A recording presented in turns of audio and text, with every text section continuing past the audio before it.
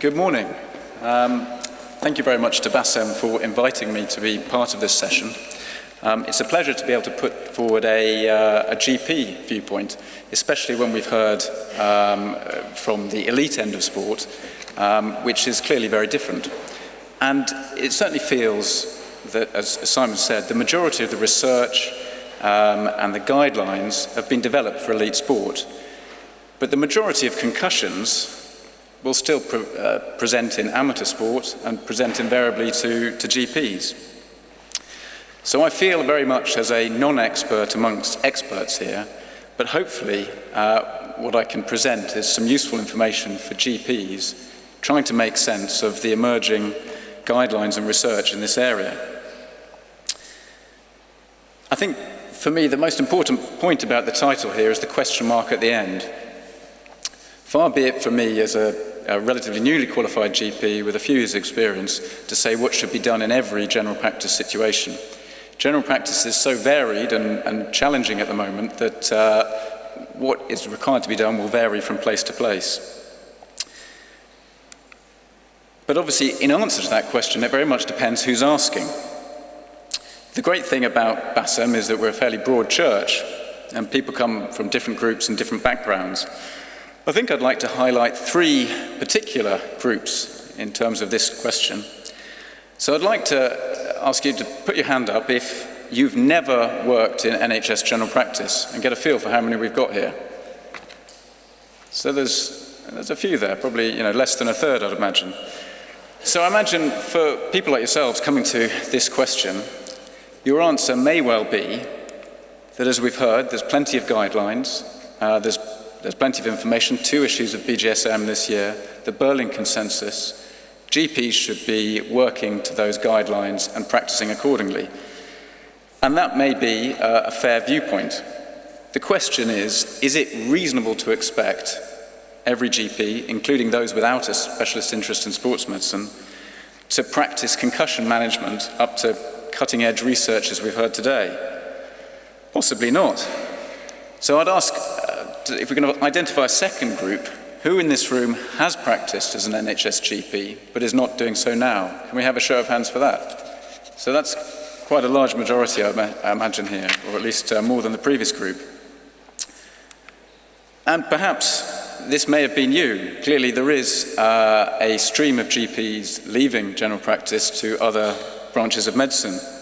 And that may be for a variety of reasons, but it clearly impacts on the workforce available in general practice these days. Less GPs means less appointments, and clearly in something like concussion, which, as we've heard, is a difficult diagnosis to make, that's not easy without doctors on the ground and appointments. So your answer to the question may be, well, it's not my problem anymore, which is probably true. So the third group of people, who's currently working as an NHS GP at the moment? And we've probably got about the same number as the second group, so that's reassuring. There are still some out there. Well, this headline was rather eye-catching and probably quite over the top, but perhaps sums up the feeling or the strength of feeling amongst some GPs at the moment. They do feel overworked. They've got all sorts of conditions and guidelines being thrown at them from all different angles. We've obviously heard about osteoporosis this morning. I mean, that could be argued more important, and certainly in numbers maybe. I think GPs, certainly those without specialist knowledge, what they want to know is how can they manage concussion safely and quickly. They don't have often access to computer tests or some of the fancy things we're hearing about. They want to know what they can do on a day-to-day basis to simply and safely look after patients. So where do I come to this discussion from? As mentioned, I'm a nearly full-time GP in a town called Melksham, about 12 or 13 miles from Bath, a semi-rural practice. Occasionally there are cows outside the surgery. Occasionally we borrow the field to land an air ambulance because there have been a few major traumas outside the practice.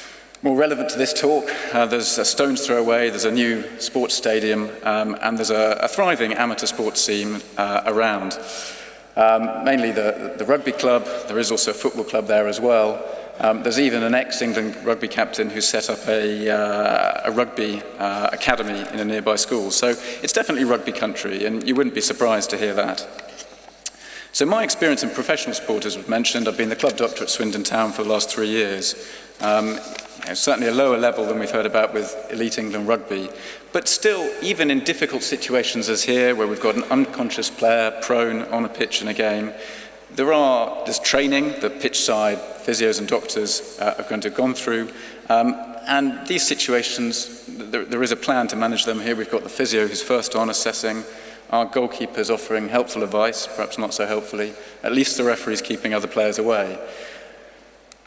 I think I find more challenging is the pitch side assessment that we've heard about. Again, at lower level, you're not going to have perhaps video replays, and you're really making a decision on what you see. But as we've heard from Simon, there are guidelines and tools that you can use to help make that decision. So even that situation, I believe, is perhaps easier to manage than that presents to a GP.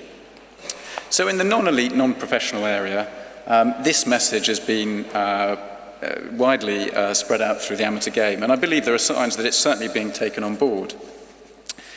My question is, what happens to these players once they've been recognised and removed? Invariably, they're advised to see a doctor before they return to play, and that normally turns out to be the GP. Now, sometimes that's done in a formal way with clubs writing to GPs or contacting them, but more often, especially in my local experience, sometimes the player may pitch up asking to be checked. Now, where do GPs look for advice? Again, GPs without a specialist interest. There was an article that Simon was involved in, and John Brooks as well, who I believe may be here today, in the BMJ last year, with, and this is a graphic from it, which is probably fairly reflects what the practice has been. So an initial period of complete rest, physical and mental, at least 2 weeks off sport before starting a graduated return to play. I think the key thing here is before returning to full risk contact training, there's a requirement for a doctor, presumably a GP, to review the player and to clear them for return to play. In a straightforward situation, that may be probably 2 visits to the GP, one to initially follow up on the diagnosis or make the diagnosis, and presumably then to clear them before returning to play. But it may be many more visits. Is that possible in today's general practice? Well, it's reassuring to see that there a recommendation to be checked before contact play is back. Why is that there? Well, I think we touched on it briefly in the first talk. Clearly, there is a history of tragedy after a head injury, and so a GP's aim should really be safety rather than performance. We shouldn't be trying to get people back quickly as in the professional game. Safety would be the main aim. And obviously there are headlines, we're aware, mainly in rugby, of second impact syndrome after people have possibly been returned earlier. And can that be avoided by a medical review before? Well, one would hope so. So what are the challenges for GPs managing concussion? I've already touched on the workforce crisis, which is clearly one. A second thing I'd like to mention would be time. Slightly tongue-in-cheek, but I noticed this headline last week, that the time for a pitchside assessment for rugby doctors has been increased from 10 minutes to 30 minutes.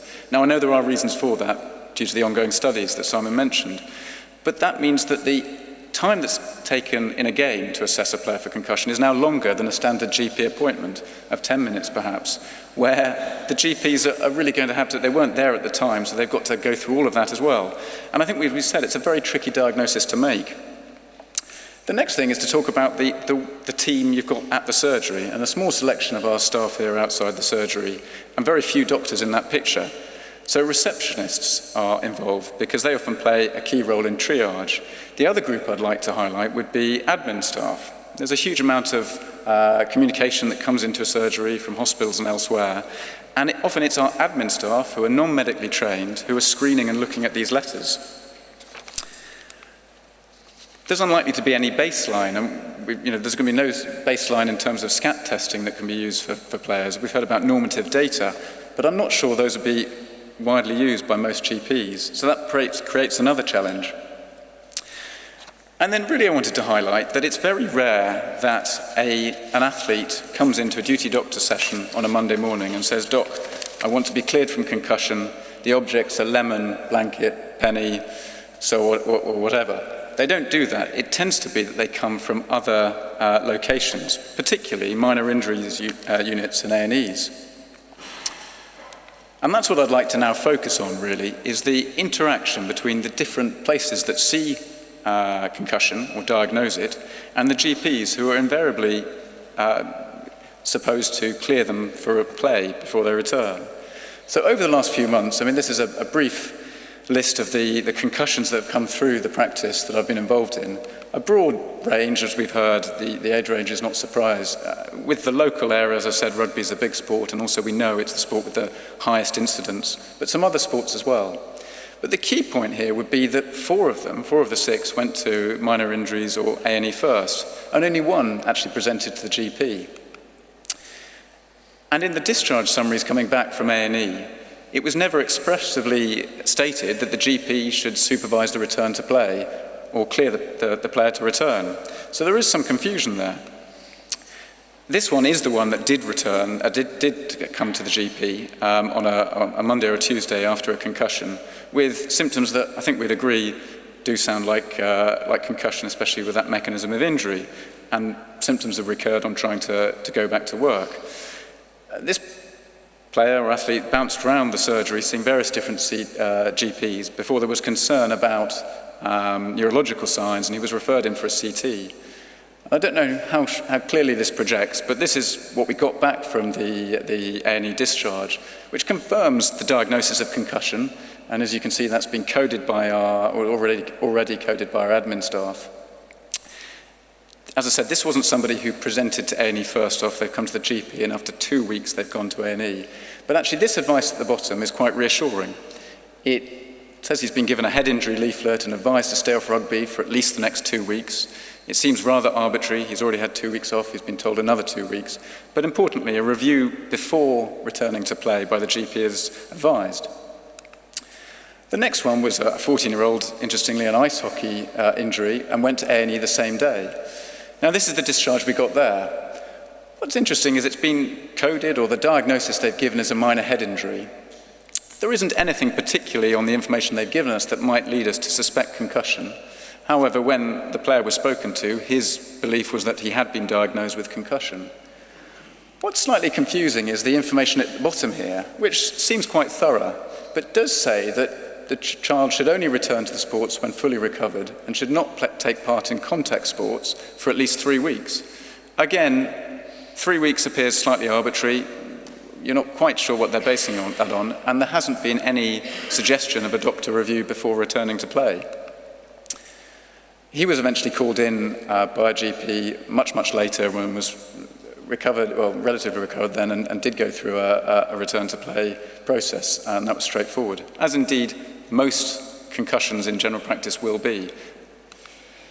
The third one, I just put this up to illustrate the fact that this is an 18-year-old female who presented to a nurse for a contraceptive check on a Monday morning, not mentioning at all initially that she'd had a head injury.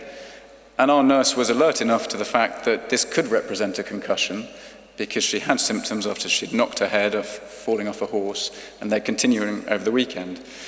And the duty doctor was called through, and there were various signs that were worrying, particularly the recurrent vomiting and perhaps even a hematympanum, and it was suggested she should go into hospital, but she refused, which is unfortunately what patients will do at times. And I think managing this patient over the next few days was tricky.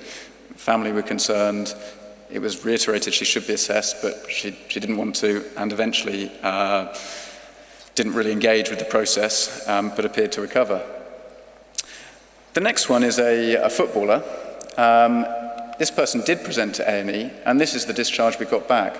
I suppose the thing I'd like to highlight here is the provisional diagnosis that has been given is concussion syndrome, but our admin, non-medically trained staff have coded it as minor head injury. And again, that may affect how it's handled in the practice, and affect the number of cases that are picked up. Again, a head injury leaflet's been given. We don't know what's in that, and there's been no guidance about when this player should be assessed again. And I think the other thing to highlight on these are real-life discharge summaries, but there isn't an easy way to call up the clinician who's seen this patient and discuss exactly what the symptoms were. Where, of course, when you're there pitchside or you're involved in a club, you most likely will be able to speak face-to-face to somebody. So this was quite an unsatisfactory situation. He was never called in by the GP for quite a while and actually returned to playing, I think we'd agree, far too early, and experienced further symptoms. And again, it was difficult to get this player to engage with the process. Clearly he hadn't returned safely, but eventually it was felt that there were no ongoing problems. The next one's a rugby player who called out of hours, and it's reassuring to know that that was hopefully dealt with appropriately. Went to A&E, and this discharge again diagnosed minor head injury. Though I would point out that the comments there suggest symptoms of headache and drowsiness the day after a head injury, which may be consistent with a concussion. We obviously can't say that, we weren't there. It's unclear exactly what they were thinking when they've coded that as a minor head injury. And it was me in this case, and what I've done is put a note there on the discharge, and we've called the player in for further assessment, and I felt it was concussion, and we went through a return to play with this player. What I feel his case demonstrates is one of the other challenges for GPs is that educating players what they should be doing is not always straightforward. I thought we went through quite a robust process with this player, and he avoided contact for the appropriate time. It then turned out he'd gone back to playing hockey at school, really in the first sort of week or so after the injury, which is clearly not ideal, and we've seen pictures already of hockey today, so clearly that would be something that could expose him to further risk. The final one, quite a recent case, again went to minor injuries, then A&E, and the discharge again doesn't state concussion, a minor head injury. The symptoms that were communicated by the player certainly made me suspect concussion. However, unfortunately, this player wasn't brought in, or it wasn't picked up very early. She was already seeing an osteopath who was very sensibly going through a return to play process, and the mother was actually a rugby coach and very switched on as well. And it took some time before she came in. So what I hope I've demonstrated there is that the routes of presentation to GPs are far from straightforward. And yet the GP is still meant to be the final arbiter, in most cases, of when the player can return to play. There does seem to be quite a lot of confusion, I think, amongst GPs and amongst hospital teams as well, about how long is safe to have off. And I think if we're not diagnosing and coding all the concussions, then clearly we're not going to know the true incidence. So I think in answer to the question stated, how should a GP manage concussion, or what should they do? I think we have to take a pragmatic approach, given the challenges that I've outlined today. I think the first one is to recognise concussion, and I've talked about some of the ways that that's possibly not happening at the moment. Clearly, education is something I've mentioned here, and we've got the return to sports strategy. This is one thing to explain to somebody who's a professional sports player who might be coming into a club daily and being assessed by staff well versed in concussion. They're not really going to be able to shirk any of the stages. Trying to explain that to somebody who perhaps only plays sport twice a week and has a manual job and doesn't want to stop that is far more difficult. And as I showed in the case, sometimes people don't fully understand the need to avoid sports or activities where there's a risk of head injury. But I think the final thing to say is GPs should try and be safe. I don't think there should be a pressure to return players or athletes to sports sooner than they should do. How long is obviously open to debate. I feel recently the Berlin Consensus and SCAT5 appears to suggest perhaps a quicker return to play, certainly a shorter period of initial rest. Now, what are the challenges about applying that to general practice? I think at the moment it hasn't fully come through into the latest guidelines. But if we're going to be trying to get people back earlier or having less rest, they're likely to need further GP appointments. And as I said, in the current climate, I'm not sure whether that's possible. If we could even aim for every player to at least be checked by a GP before they go back, that would be a step forward.